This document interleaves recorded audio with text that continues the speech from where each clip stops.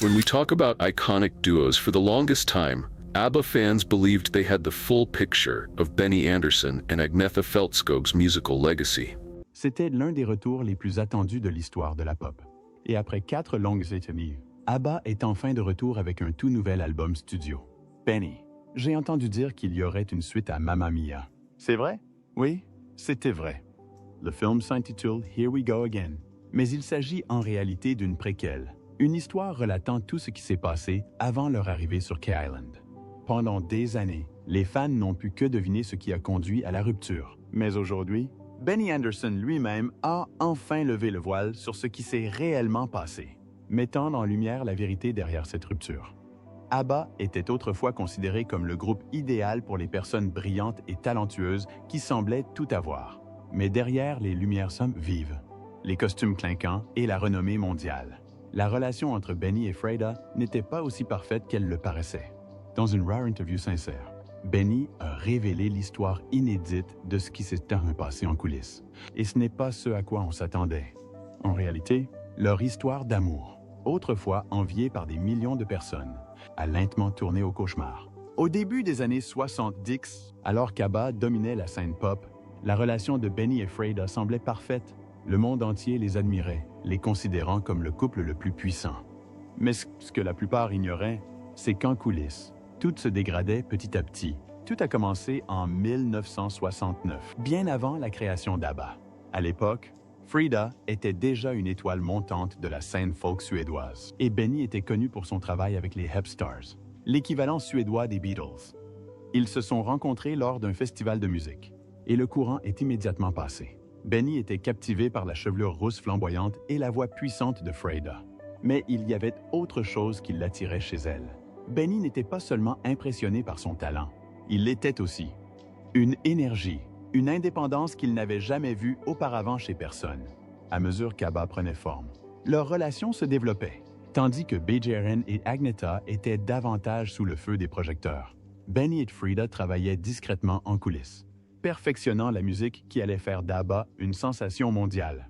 Ensemble, ils avaient que Benny, le compositeur perfectionniste, et Freda, cette force émotionnelle capable de transformer n'importe quelle chanson en chef-d'œuvre.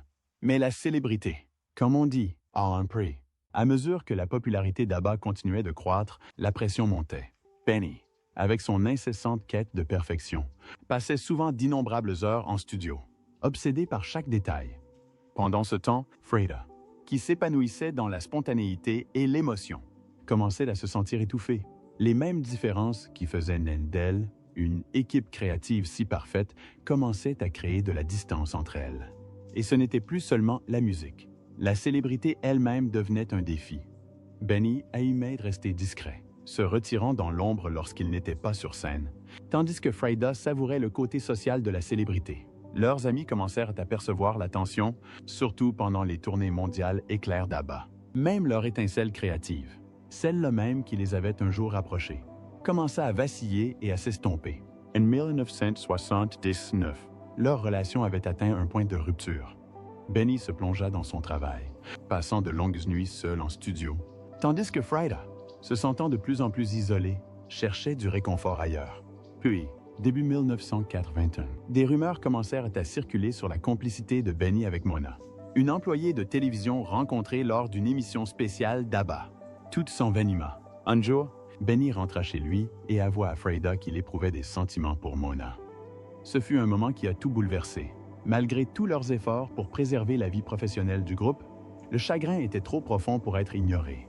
Après 9 ans de vie commune, la relation de Benny et Freda était terminée. Benny a ensuite évoqué la rupture dans une interview émouvante, les mains tremblantes, s'efforçant d'expliquer ce qui s'était passé. Il a insisté sur le fait qu'ils étaient toujours amis, mais leurs proches ont perçu la douleur derrière ces mots. Pour Freda, il ne s'agissait pas seulement de perdre un partenaire, mais d'une trahison de tout ce qu'ils avaient construit ensemble. Tant en amour qu'en musique, cette rupture a laissé une marque indélébile sur ABBA, une marque incontournable. Même s'ils continuaient à faire de la musique, quelque chose avait changé. La magie avait disparu. Les couples autrefois inséparables, qui avaient défini le groupe, étaient désormais brisés et la douleur s'infiltrait dans leurs chansons. Des titres comme The Winner Takes It All et When All Is Said and Done avaient un impact différent pour ceux qui connaissaient les coulisses. Alors que le monde assistait à la dissolution du couple d'Abba, rares étaient ceux qui comprenaient le chagrin qu'ils enduraient.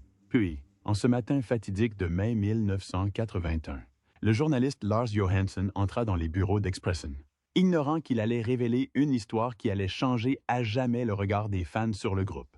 Dans un petit bureau de l'Expressen suédois. Journalista, Benny Andersson était assis nerveusement à un bureau, les doigts s'agitant avec un paquet de cigarettes. Son assurance habituelle avait disparu, remplacée par un malaise visible. Ses mains tremblaient, ses yeux étaient fatigués, et le poids de tout ce qui s'était passé transparaissait dans chacun de ses mouvements. Pendant des semaines, il avait esquivé les inévitables questions. Mais désormais, il n'y avait plus d'échappatoire. L'homme qui avait autrefois dominé les scènes avec aisance était maintenant assis, mal à l'aise, se préparant à la conversation qu'il redoutait. La voix de Benny n'était guère plus qu'un murmure, chaque mot chargé d'incertitude. Il avouait qu'il ignorait comment les autres géraient des moments pareils. Et tandis qu'il parlait, la fumée s'élevait autour de lui, créant une barrière fragile entre lui et la douloureuse vérité qu'il exprimait enfin. L'homme qui avait écrit certains des tubes les plus inoubliables d'Abba était désormais à court de mots pour évoquer son propre chagrin.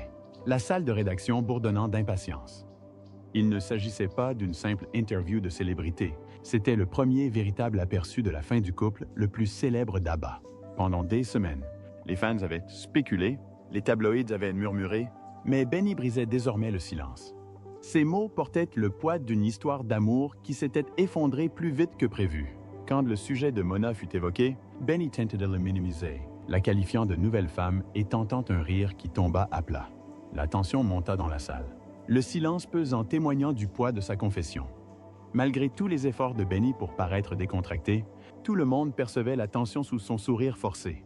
L'ambiance changea à nouveau lorsque Benny commença à parler de l'avenir d'Abba. L'espace d'un instant, l'image policée du leader du groupe s'estompa, et Benny parla avec franchise. Il a admis qu'il n'était pas parfait et que la célébrité s'accompagnait de son lot de difficultés. Avec une pointe d'épuisement, il a plaisanté en disant qu'il ne se voyait pas danser sur scène avec un ventre de bière à 45 ans. La même semaine, Friday a accordé son interview, incarnant la force tranquille qu'il avait toujours définie. Elle s'exprimait avec grâce, exprimant son enthousiasme à l'idée de retrouver ses fans, mais refusant de ressasser l'amertume du passé. Bien que la rupture ait été douloureuse, elle avait trouvé du réconfort auprès d'un nouvel homme d'affaires suédois dont elle gardait le nom secret. Ses paroles étaient teintées de résilience et de vulnérabilité. Elle ne considérait plus le mariage comme une nécessité, mais croyait en l'amour sous toutes ses formes. Pour elle, l'amour comptait toujours et valait la peine d'être conservé. L'article de l'Expressen marqua un tournant pour Abba. Cela a terni l'image soignée du groupe et révélé une réalité que peu avaient connue. Celle où même les icônes de la musique étaient confrontées à des chagrins et des difficultés personnelles. Le groupe a continué à faire de la musique pendant 1 an et demi. Mais la magie avait changé. L'étincelle qui les avait autrefois définis était désormais teintée de tristesse, un sentiment que même leurs chansons les plus entraînantes ne parvenaient pas à masquer. Derrière le succès fulgurant d'Abba se cache une histoire que la plupart des gens ignorent. C'est elle qui a façonné l'une des plus grandes stars de la pop. Comment une jeune fille, autrefois considérée comme une étrangère dans son propre pays, est-elle devenue l'une des voix les plus appréciées de la pop? Dans les derniers mois de 1945, alors que le monde célébrait la fin de la Seconde Guerre mondiale, une petite fille est née dans une paisible ville norvégienne.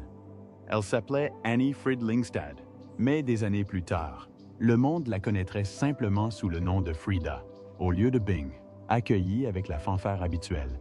Sa naissance fut marquée par des épreuves, mais ce n'était que le début de son parcours. Elle n'était pas n'importe quel enfant. Frida était un bébé de guerre, né d'une mère norvégienne et d'un soldat allemand dans un pays qui se remettait encore des terribles cicatrices de la guerre. Cette lignée la condamnerait à l'exclusion avant même qu'elle ne puisse faire ses premiers pas. Sa mère, Cindy, était tombée amoureuse d'Alfred Hasse, un soldat allemand stationné en Norvège pendant la guerre. Ce qui avait commencé comme une romance passagère s'est vite transformé en un fardeau insupportable. À la fin de la guerre, la Norvège fut laissée à elle-même pour se reconstruire, et toute personne associée à l'ennemi subit une réaction brutale. Les Norvégiennes ayant eu des relations avec des soldats allemands furent qualifiées de traîtresses, rejetées par leur communauté et traitées avec une hostilité ouverte. Leurs enfants, innocents mais non désirés, subiront le poids de cette haine envers Frida et sa mère. La vie dans la Norvège d'après-guerre était un combat permanent. Petite Phil, Frida grandit en croyant que son père était mort à la guerre. Une histoire que sa famille lui racontait pour la protéger d'une vérité bien plus complexe. Mais alors que sa mère cherchait à laisser derrière elle la douleur et la stigmatisation, Sini prit la difficile décision de fuir la Norvège avec sa jeune fille. Ils traversèrent la frontière suédoise, pleins d'espoir pour un avenir meilleur. S'installer dans la petite ville industrielle de Trebita n'était pas chose facile. Mais Sini était déterminée à offrir à Frida une vie pleine d'amour et de sécurité. Elle travaillait de longues heures, couturière le jour. Elle cousait des vêtements et bordait Frida le soir, faisant tout ce qu'elle pouvait pour leur offrir une vie meilleure. Pour la jeune Frida, la musique n'était pas qu'un hobby. C'était son refuge dans un monde où elle se sentait souvent étrangère. Chanteur lui procurait un sentiment d'appartenance qu'elle n'avait jamais trouvé ailleurs. Frida se produisait déjà sur scène, lors de petits événements locaux. Sa voix s'élevait avec une profondeur et une émotion bien supérieures à son âge. Les habitants de Trebita le remarquaient, mais personne n'était plus fier que sa grand-mère. Tandis que Sini travaillait sans relâche pour les soutenir. C'est la grand-mère de Frida qui nourrissait son amour pour la musique. Elle a rassemblé le peu qu'elle avait pour lui offrir son premier tourne-disque, ainsi que quelques vinyles. À chaque tour de platine, Frida se perdait dans la musique, rêvant d'une vie bien plus grande que la petite ville de Tireboda. Dans une interview à la radio suédoise en 1975, Frida confiait que la musique était son échappatoire. Quand elle chantait, tout le reste s'effaçait. Personne ne remettait en question son passé. Personne ne se souciait de ses origines. Seule comptait la musique. Pour une fille qui avait grandi avec le sentiment d'être une étrangère, ces moments sur scène offraient une acceptation rare. Les projecteurs ne la jugeaient pas. Ils brillaient simplement, permettant à sa voix de raconter une histoire bien plus vaste que celle écrite par les circonstances. À 13 ans, Frida ne rêvait plus seulement de musique. Elle l'a concrétisée. Elle a formé un groupe, Any Frida 4, et a passé son adolescence à se produire partout où elle le pouvait. À 6 ans, elle était en tournée en Suède avec un big band, chantant des morceaux de jazz dans des salles de danse bondées. Sa voix grave et expressive la distinguait, et il n'a pas fallu longtemps pour que les professionnels du secteur la remarquent. En 1967, EMI Records lui offre l'opportunité de se faire connaître en sortant son premier single. Ce fut le début d'un parcours bien plus vaste qu'elle n'aurait jamais pu l'imaginer. Au début des années 1970, alors qu'ABBA commençait à se former, une vérité longtemps enfouie sur le père de Frida refit surface. Un magazine allemand a retrouvé Alfred Hasse, l'homme dont Frida avait été annoncée morte, pour finalement découvrir qu'il était vivant et vivait en Allemagne. L'idée de le rencontrer s'est présentée et, en 1977, des retrouvailles ont été organisées, mais la réalité était loin d'être réjouissante. Au lieu de cela, ce fut un moment de silence gêné, de regards gênés et d'un sentiment accablant de questions non résolues. Cette rencontre laissa Frida aux prises avec des émotions qu'elle ne savait pas comment gérer. Kay se souvint plus tard que la première rencontre entre Frida et son père ressemblait à celle de deux inconnus essayant de se reconnecter après 3 décennies de séparation. Malgré leurs efforts, pour combler le fossé, la distance émotionnelle était tout simplement trop grande. Le père auquel elle s'était demandée pendant des années se tenait maintenant devant elle, mais le lien qu'elle espérait semblait inaccessible. Le voyage de Frida à la recherche de son père. Ses origines ont joué un rôle important dans l'histoire de la chanteuse emblématique d'ABBA. C'était l'histoire d'une jeune fille, traitée comme une marginale, qui est devenue l'une des voix les plus appréciées de la pop.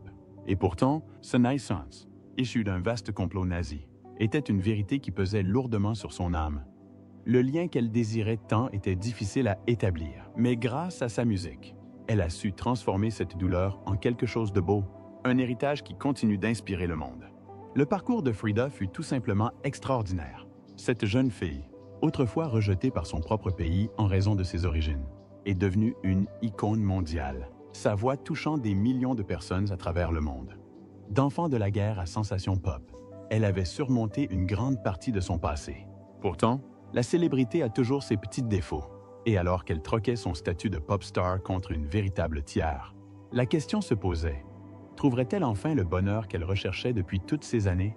Après la dissolution d'ABBA et la fin du mariage de Frida avec Benny, on aurait dit qu'elle allait vivre son propre conte de fées.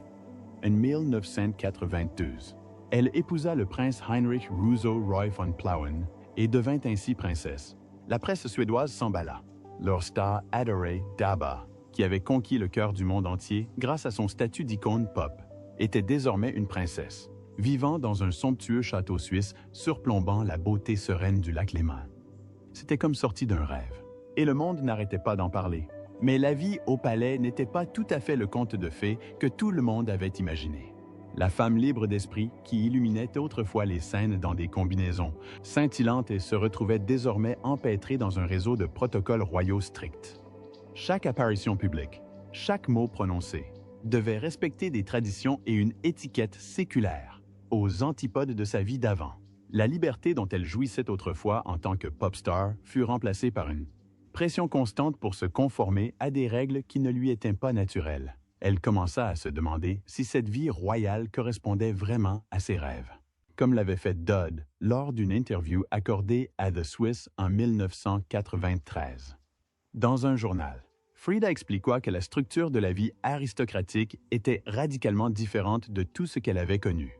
Sa nouvelle réalité était jalonnée de titres compliqués, de dîners officiels et d'obligations sociales sans fin. Des choses qui semblaient à 1000 lieues des lumières de la scène auxquelles elle était habituée. Le cercle social du prince Heinrich ne ressemblait en rien à celui d'où Frida était issue. Fini les studios d'enregistrement et les salles de concert où elle s'épanouissait. Désormais, ses journées étaient remplies de galas de charité, de réceptions diplomatiques et d'événements officiels. Bien qu'Heinrich fût respecté dans les cercles royaux, il nourrissait certaines attentes envers son épouse, qui ne laissait guère de place à la liberté créative de Frida. Elle avait connu avec ABBA l'énergie débordante qu'elle avait ressentie sur scène, où elle pouvait s'exprimer par la musique et la performance, et qui lui semblait désormais bien loin. Frida, autrefois libre de suivre sa passion, s'est habituée à un rôle plus restreint au sein de la famille royale, un rôle qui ne lui permettait plus d'être la même artiste qu'autrefois. Mais rien n'aurait pu la préparer au chagrin qui allait survenir en 1998, lorsque son monde s'écroula. Ce Phil, Annalisa, a tragiquement perdu la vie dans un accident de voiture à New York. Âgée de seulement 30 ans, Annalisa n'était pas seulement sa fille, elle était sa plus proche confidente, celle qui avait toujours été là pour elle et qui comprenait parfaitement les hauts et les bas de sa vie extraordinaire. Annalisa savait ce que cela avait été d'assister à la transformation de sa mère, d'enfant de guerre à star de la pop, puis à princesse. Leur lien était profond, in a brown label, et la perte fut dévastatrice. Frida ressentit un immense vide, un sentiment qu'aucune célébrité ni aucun titre royal ne pourrait combler. La perte d'Annalisa la toucha plus durement qu'on aurait pu l'imaginer.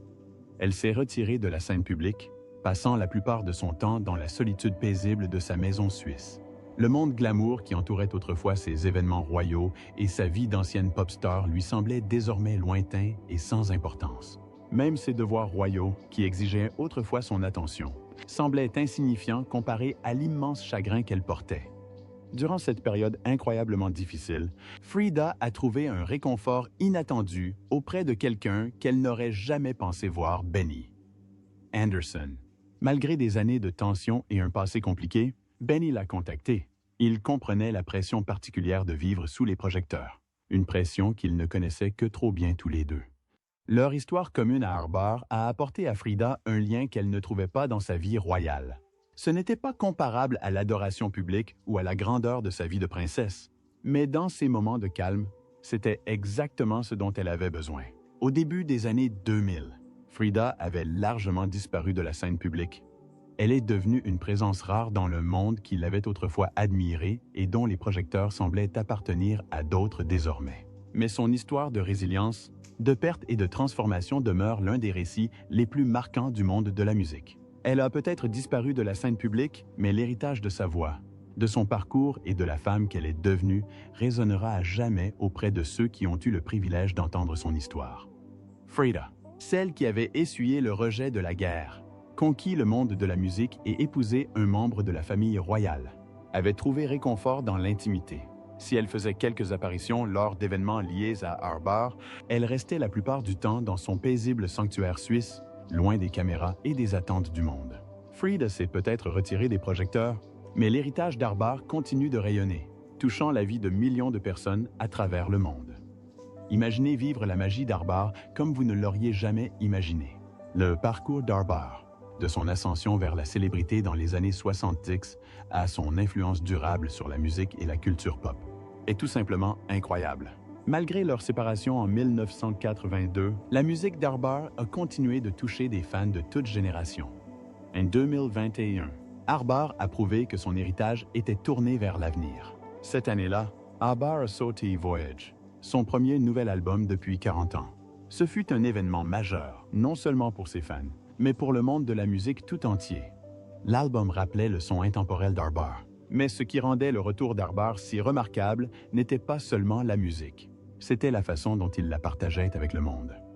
Arbar a lancé une expérience de concert inédite avec Arbar Voyage, une résidence à Londres où leurs avatars numériques se produisaient aux côtés d'un groupe.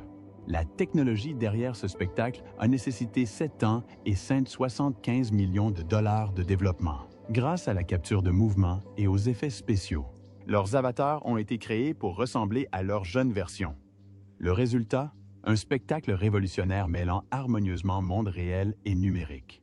Les avatars de Benny, BJRN, Agnetha et Frieder sont si réalistes qu'on a du mal à croire qu'ils ne sont pas là, juste devant soi. Le groupe a passé 1 mois en combinaison de capture de mouvements pour que leur performance soit aussi réaliste que possible.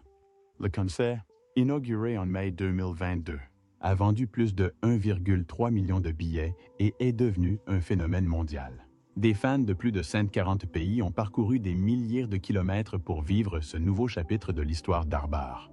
Pour beaucoup, ce concert a été un voyage émotionnel, ravivant des souvenirs de jeunesse et les reconnectant à la magie des grands succès d'Arbar en 2023. Le groupe a fait une apparition surprise lors du premier anniversaire d'Arbar Voyage, saluant la foule tandis que leurs avatars se produisaient sur scène, créant un moment inoubliable. Le concert s'est déroulé dans une arène spécialement conçue près du Queen Elizabeth Olympic Park de Londres, construite pour offrir la meilleure expérience possible au public. Chaque détail du spectacle, du groupe live de 10 musiciens aux effets visuels incroyables en passant par l'équipe de près de 200 personnes, a été réuni pour en faire une expérience unique. Les avatars ne se contentent pas d'interpréter les anciens tubes, ils leur donnent vie avec fraîcheur et enthousiasme. Chaque prestation est unique, influencée par l'énergie du public et l'atmosphère de la salle. Des fans de longue date d'Arbar aux jeunes générations découvrant leur musique, tous âges confondus, se réunissent pour célébrer l'héritage du groupe d'une manière inédite. Malgré le succès retentissant d'Arbar Voyage, le groupe a clairement indiqué que les concerts traditionnels ne faisaient pas partie de ses projets de futur. Ils ont même refusé une offre d'1 milliard de dollars pour une tournée mondiale. Si leurs avatars ne se produiront pas en dehors de la salle Arbar Voyage, l'expérience qu'ils proposent continue de repousser les limites de la musique live de manière véritablement innovante. Comment pensez-vous que la célébrité a influencé la relation de Benny et Frieder? Qu'aurait-on pu faire différemment pour préserver leur histoire d'amour et la magie originelle d'Arbar? Partagez vos impressions dans les commentaires ci-dessous. Et n'oubliez pas d'aimer, de partager et de vous abonner pour en savoir plus. Cliquez également sur la prochaine vidéo qui s'affiche à l'écran. Vous allez l'adorer. Mandez-moi ça.